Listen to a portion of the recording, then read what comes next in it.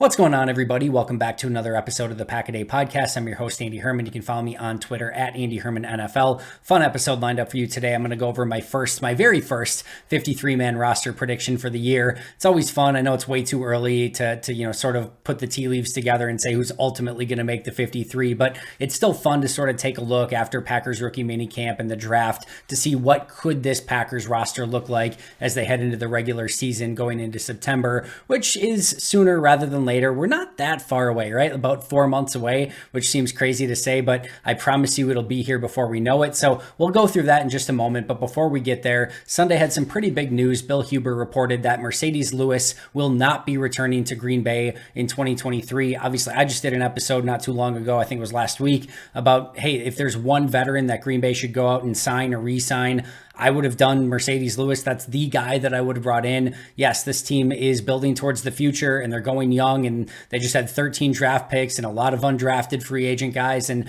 they are going to build this team for the future. They have 4 players over the age of 28. So all of it makes sense. I get it. I'm not mad at it. I'm not upset by it. This is absolutely what Green Bay should be doing, is going young and building towards those future years. But if there was one player that I thought could help in that transition, could help those young tight ends, in Tucker Kraft and Luke Musgrave, I thought Marcedes Lewis just made a ton of sense for a variety of different reasons. And I went all through every reason last week, so I'm not going to rehash them here. But the ultimate end all is that Marcedes Lewis will not be with the team in 2023 per Bill Huber, and that is going to give a potential lot of playing time to Luke Musgrave, Tucker Kraft, Josiah DeGuara. We'll see if anyone else, Tyler Davis, Austin Allen, can get in that conversation as well. But it also leaves a pretty gaping hole in that blocking tight end role. Maybe Tucker Kraft can come along sooner rather than later as a blocker, or maybe they're just going to give him those reps and say, hey, do what you will with it. We need you to develop. And, the only way you're going to develop is by playing. So maybe that's the case.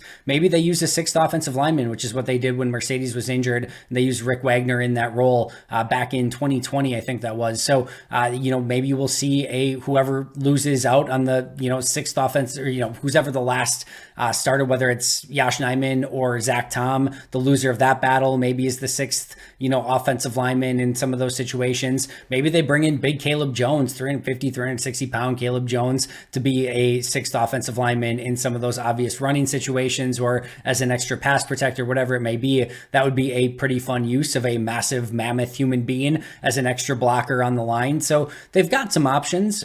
My guess is they'll probably just go with their rookies and Tucker Kraft and Luke Musgrave with a little bit of Josiah DeGuara sprinkled in, maybe a little bit of Tyler Davis, and let those guys play it out and see what they can do. But this is going to be a very interesting move for Green Bay, and the fact that they don't have that pure blocking tight end. So we'll see how Matt LaFleur counters that. And like I said, maybe you go 6 offensive linemen, maybe he just lets the rookies play it out, but that will definitely be a change. And this is just another player from the over 28 group that is no longer on this roster. And this is a player that had a ton of respect in the Packers locker room. Just a couple days ago, Keyshawn Nixon and Rasul Douglas were adamantly, saying that they wanted number 89 back in Green Bay. So those requests seemingly have fallen upon deaf ears, and Marcedes will not be back in Green Bay. It had been reported previously by Justice Mosqueda and the Acme Packing Company that Marcedes did want to play in Green Bay in 2023. It seems like this is more of a Packers decision than it is a Marcedes decision, but we will ultimately see where he ends up and if he does end up playing. I know some people are saying, hey, just bring him in as a coach. That's, maybe down the line that's possible, but the truth is they have a tight ends coach. And the bigger truth is I think Marcedes wants to play this upcoming season. So I would expect him. I know a lot of people are expecting Jets. Per Acme Packing and Justice Mosqueda, one of the things that Lewis didn't want was to play in New York based on the taxes that were there. So, we'll see if he ends up somewhere else, but that will be a player worth keeping an eye on. And I'll just say really quickly here that this was one of my favorite players to watch every Sunday. And more importantly, when I was doing my grading the packs and going through and watching the All-22, this is the guy that I couldn't stop watching, and just plays on tape that he blocked at times as good and sometimes better than the offensive lineman, even as a tight end. It was so fun to watch. He was an absolute master of his craft. And I've talked about before the Bakhtiaris and the Devontae Adams and Jair as a cover corner and those sort of things where, Charles Woodson's, Aaron Rodgers. These guys just become masters of their craft, and you can tell they put every, ounce of their being into being the best that they can be at that specific skill. And that's how Marcedes was as a blocking tight end. In my opinion, the best blocking tight end that I've ever seen play, that I've ever broken down tape for. He's just a master technician and somebody that I'm going to very much miss watching on my all 22 breakdowns, and more importantly on Sundays, Mondays, Thursdays, Saturdays, whenever they're playing as a member of the Green Bay Packers. So Marcedes will not be back. Should they have brought him back? I don't know. Like I said, I'm more than okay with them going young and building towards the future. But if there had been a veteran that I would have brought back, as I mentioned, it definitely would have been Marcedes. And then, of course, when he did not come back, I posted something of the fact of, this is a team that's building towards the future. And Keyshawn Nixon didn't like that too much. He tweeted me and said, something to the effect of, of course we're playing for 2023, and then had another tweet of like, basically get all that, rebuilding BS off my timeline, et cetera, et cetera. And I've said on here before, and I'll just say it again. And I posted on Twitter as well. Every coach and every player should 1,000,000% be trying to win the Super Bowl this season. Doesn't necessarily mean it's going to happen, but that's the mentality that I want them to have. Like, unquestionably, that's their job, is to go out and try to win Super Bowls. So I love that from Keyshawn. No questions asked. Yeah, absolutely. Don't mess with that BS. Don't put it on your timeline. Go out and try to win. If that's extra motivation for you, by all means, nothing would make me happier than if you guys went out and won a Super Bowl. So I'm 1,000,000% cool with that. But as I've said before, players, coaches trying to win a Super Bowl. The GM this season, clearly not trying to win a Super Bowl, nor should he be. This is Jordan Love's first year as a starter. This is a team that needs to get fiscally responsible. This is a team that's going to have 13 rookies that probably all make the 53-man roster, maybe an undrafted guy or two, a ton of players from last year's draft and undrafted class that are going to make this roster. As I mentioned, only 4 guys over the age of 28. They've moved on from multiple veterans this offseason. Yeah, it's just, we can call it whatever you want to call it. I don't care if you want to call it a rebuild, a reorg, a restructure, a reboot, a reload, whatever. I don't care what you want to call it, but there has not been one single move, not one single move that Green Bay has made this offseason that was for 2023. The one you could maybe actually make some small argument for would be the Keyshawn Nixon re-signing on a 1-year deal. I still believe that that was more of a stopgap so that they have him under contract this year and can work out a longer term deal as time goes on. I think the thing that made Nixon's contract hard was specifically that he had one really good season, and that was as a returner. And how much do you want to pay a returner? He had a pretty decent year as a corner. It sounds like they're going to play him more at nickel this year. So I think that means that Keyshawn will probably get more money this next year. I think the Packers wanted to see him play out this year. Can he repeat the return ability? Can he add more value as a corner? So the 1-year deal sort of made sense, and I think that's still in an effort to make him a Packer long term. But the long term deal just, I think, ended up being hard for both sides because of the value for Keyshawn. So overall, that's the one move that you could maybe argue was for 2023. In my opinion, every other move that has been made, and even Keyshawn's, in my opinion, were for future years. It's building towards that next open window. And that's what Brian Gutekunst in the front office 1,000,000% should be doing. And they've done a good job on it. And this is a team, like, as I've mentioned, they could finish first and win the NFC North. Wouldn't be shocked one bit. They could finish last. Wouldn't be shocked one bit. Whatever it is, I'm super excited about it. I think Goody's done a good job of rebuilding this roster, but doing it in a fashion that they're still going to be competitive in a lot of games. And they have a lot of young, exciting talent. So call it what you will. It doesn't really matter to me. I hope the players and the coaches want to go out and win a Super Bowl this year. And I hope the GM is understanding that this is not the year to go all in and add a bunch of 1-year players to try to win this upcoming season. And it seems like everyone is on the perfect wavelength, that the GM is not going all in and trying to do a bunch of crazy 1-year stuff on a year you're not trying to win right now. And it seems like the players and coaches are very much trying to win right now. So everything is going exactly as it should be, according to plan. And that's exactly what you want to see as a Packer fan. So I'm good with everything. Would have liked to have seen Marcedes back. We'll definitely miss him. But it is what it is. We will move on upwards and onwards. And I hope nothing but the best for Marcedes. I hope he lands in a good spot and has the opportunity to go out and win a lot of games this upcoming season, because he certainly puts the time, effort, and energy in, and was nothing but the consummate Green Bay Packer, carried the G day in and day out. All right, that gets us to our main topic for today, which is my way too early 53-man roster prediction. But these are always fun, and it's just kind of cool to take a look at what this could look like come September. Obviously, a couple of these are, going to ultimately be wrong. There's going to be some undrafted guys that step up, or an injury or two that changes the calculus entirely. A couple guys like Rashawn Gary and Eric Stokes and their returns from injury, and when that might happen, could potentially change this as well. But this is my best guess as of today, and it just kind of gives us a overall wide view of what this potential roster could look like. So I'm going to start at quarterback, and we'll go right through special teams. I'm even going to go over a 17-man practice squad prediction. So let's go through all of it. I'm going to start at quarterback. This might actually be one of the toughest positions, because I'm still torn as to what they actually think they have in Sean Clifford and in Danny Etling. Are they going to bring in a veteran? Do they feel better about Etling than we know? Did they feel so confident in Sean Clifford being a backup? That's why they had to not move up, but take him aggressively in the 5th round? I think that's going to be the interesting one. I think this is probably a team that would like a veteran backup but doesn't have money to spend. And I think they might just go with a Sean Clifford. I think that ultimately could be the case. I'm going to say they keep 3 quarterbacks. I'm going to say they keep Jordan Love, obviously, as a starter, a veteran as a backup, and Sean Clifford as the number 3. I'm going to say Nick Foles here. This is a name that I think could make some sense.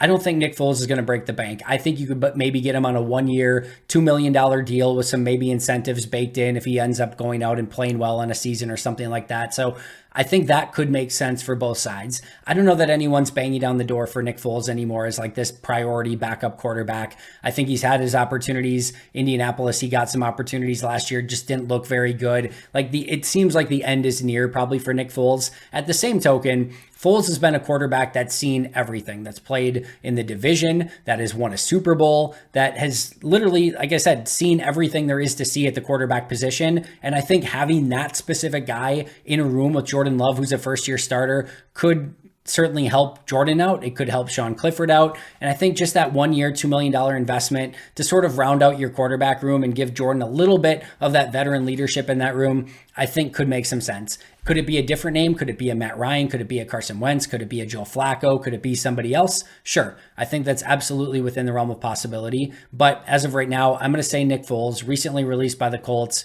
and it could be any veteran QB. Or like I said, they could just go with Sean Clifford as the number 2, and that's that. They may go into OTAs and mini camps first to see what Clifford and Danny Etling provide at the quarterback position. But for right now, I'm going to say Love. I'll say Nick Foles and Sean Clifford are the 3 QBs. At running back, I think this is going to be fairly easy. I'm going to say Aaron Jones, A.J. Dillon, and Lou Nichols. We know that Goody does not like cutting his draft picks, especially in the year that they were drafted. So I'm going to lean, towards Lou Nichols here as the number 3. Do I think Tyler Goodson could get his name in the conversation? 1,000,000%. Do I think Patrick Taylor could still be in that conversation? Absolutely. So I don't think that that's like just this foregone conclusion. I think there's going to be a very fun battle for that number 3 running back spot. But I think Green Bay is probably going to feel like if they release Patrick Taylor or Tyler Goodson, that they can get those guys back on the practice squad if they want. And they're going to want to probably hedge towards keeping their 7th round draft pick and maybe feel like there would be a better chance that he could get claimed, especially after releasing Goodson and Taylor in the past and seeing that both of those players cleared waivers. So that will be my guess, Jones, Dillon, and Lou Nichols as the 3 running backs. I'm going to go with 6 wide receivers, and you already know the names. Christian Watson, Romeo Doubs, Jaden Reed, Dontavian Wicks, Samori Toure, and Grant Dubose. The 6 drafted, wide receivers over the past 2 seasons. Watson, Doubs, and Toure last year. Reed, Wicks, and Dubose this year. Maybe a Bo Melton can get in the conversation. Maybe one of the 6 just does not look good at all. Maybe Wicks or Dubose, just don't cut it. Maybe Samori Toure, even though they bring him up every single freaking day in their press conferences, maybe he has a back end. I don't know. But I would be willing to bet you Watson, Doubs, Reed, and Toure are locks. I don't think Wicks is going anywhere. And then that would leave maybe Dubose versus a Bo Melton. And once again, we know that Brian does not like cutting his rookies. So I'm going to say Dubose ends up making it as the number 6 wide receiver as well.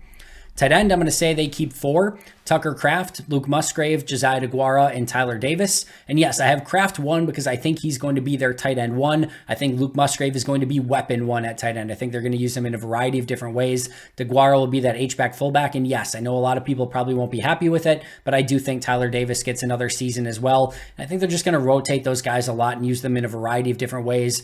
DeGuara, actually all 4 of those guys can be kind of moved around a little bit, and all 4 of them could be in the backfield. All 4 of them could line up wide. All 4 of them could line up as a tight end. So I think there's going to be some fun versatility there. I think they'll use a lot of 2 tight end sets this year. At least in theory, Luke Musgrave might be used as like a more of a big wide receiver, but I think we're going to see him on the field a lot. But ultimately, I think those are the 4 tight ends. And look for an expanded role for Josiah DeGuara. As I've mentioned in the past, it does seem like Jordan Love and Josiah DeGuara have a little bit of a connection. Wouldn't be shocked if we see more of DeGuara in the post-Aaron Rodgers era.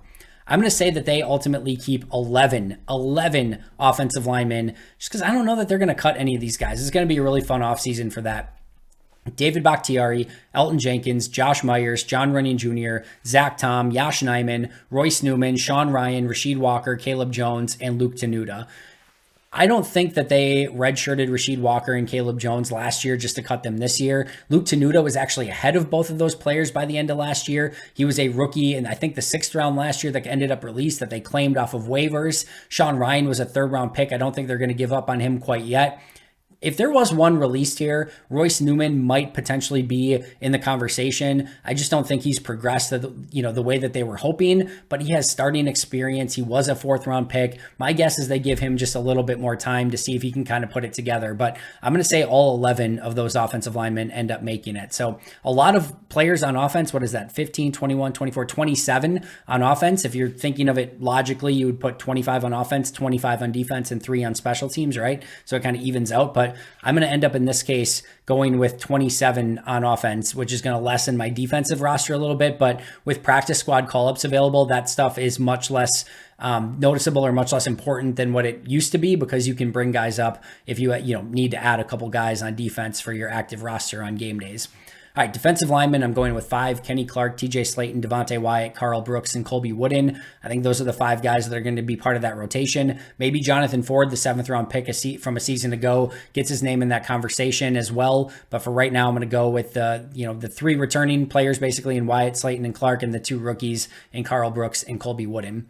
Edge, I'm going to go Preston Smith, Lucas Van Ness, Kingsley Enagbare, and Brenton Cox. I'm going to put Rashawn Gary on the PUP list. Remember, they only need to miss the first 4 games of the season on the PUP list now, and I very much expect Green Bay to be very cautious with their players, including Rashawn Gary and Eric Stokes, who I'm also going to put on the PUP list. We'll go over corner in just a moment, but I'm going to put Gary and Stokes on the PUP to start the season. Just let them get healed. Don't rush them back. There's no reason to. And then when they're ready, bring them back. But I say both of those players start on the PUP list. But Edge, Preston Smith, Lucas Van Ness, Kingsley Enagbare, and Brenton Cox. Linebacker, 4 as well, Devondre Campbell, Quay Walker, Isaiah McDuffie, and Tariq Carpenter. If you didn't catch it last week, Tariq Carpenter apparently has moved to the linebacker position from safety, and I think his special teams prowess with that move from sort of safety to hybrid linebacker, I think he's going to get the nod there. Could go Eric Wilson as well, phenomenal special teams player. More expect Wilson to be on the practice squad with maybe him getting called up on game days. Corner, I'm going to say 5 players: Jair Alexander, Rasul Douglas, Keyshawn Nixon, Carrington Valentine, and Corey Ballantyne. So 5 corners, Eric Stokes on the PUP list, and I think they're going to keep a variety of corners on the practice squad as well, so that they can call those up if need be, maybe bring up a 6th guy. And I'm going to go 5 safeties: Darnell Savage, Rudy Ford, Anthony Johnson, Ennis Gaines, and Tarvarius Moore. And one of the reasons I felt more comfortable only keeping 5 corners is, remember, Darnell Savage played in the slot a season ago, as did Ennis Gaines at the end of last year. Last 2 games, he played significant snaps in the slot for Green Bay as a slot corner. So you have 2 safeties that can play corner. I think Anthony Johnson Jr. could also play, some star/nickel in a pinch as well. So that's going to give them some versatility, which allows them to probably, maybe only go with 5 corners, even though they've got probably 2 or 3 more guys that can play corner at the safety position as well. So that's what I went with there. But again, the 5 safeties: Savage, Ford, Anthony Johnson Jr., Ennis Gaines, and Tarvarius Moore. The 3 specialists: Anders Carlson, Pat O'Donnell, and Matt Orzik. The 2 players on the PUP list: Rashawn Gary and Eric Stokes.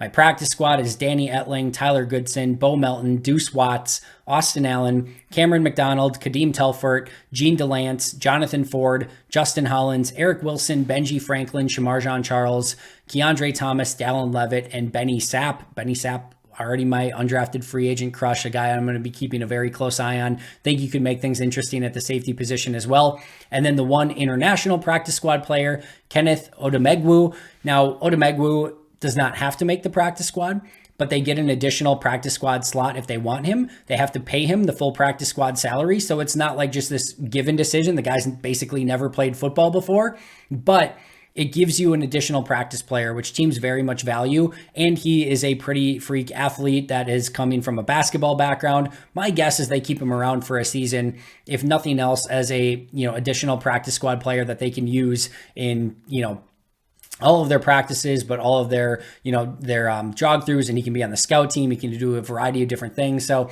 my guess is they keep him for the season and see what he can become. And maybe, just maybe, he can ultimately become something down the line. I do know that of all the international players, Odemegwu was one of the most sought after ones, and Green Bay was lucky to get him in that, sort of international, wasn't really a draft, but like the assignments, if you will. I think they actually got one of the best ones. So that is going to be my 53-man roster plus practice squad for Green Bay. Running through it one more time.